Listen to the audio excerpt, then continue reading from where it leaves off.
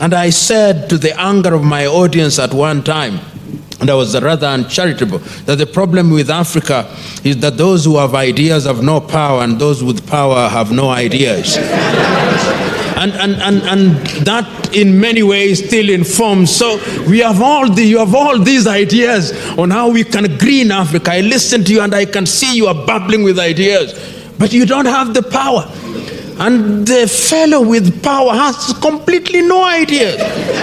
And yet somehow, and this I think is your problem, when the electorate is given the choice between you with ideas and the one without ideas, the Africans' affinity for people without ideas is amazing. It's amazing. And just to give you an idea of how, and permit me to give the credit to your President Paul Kagame, that you can see that there are certain areas in sector, if you go to the livestock sector, for example, the intervention of the Rwandese government is sensitive to the realities of the Rwandese household.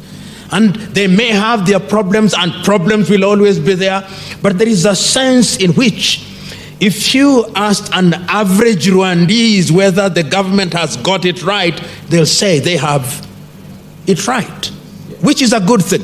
If you look at our government, Kenyan government position on coffee, and you ask your typical coffee grower or tea grower whether our government has got it right, they tell you they don't have an idea.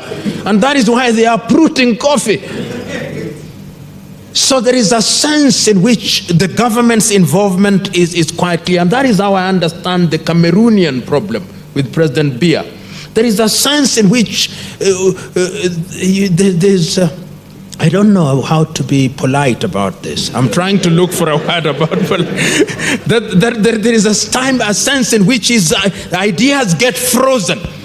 You get people in government so that governmental positions are given because people are rewarded rather than people with passion. If you look at the early movement in Africa, the first 5 years in many African countries, the men and women who were given positions in government had some zeal of a missionary kind.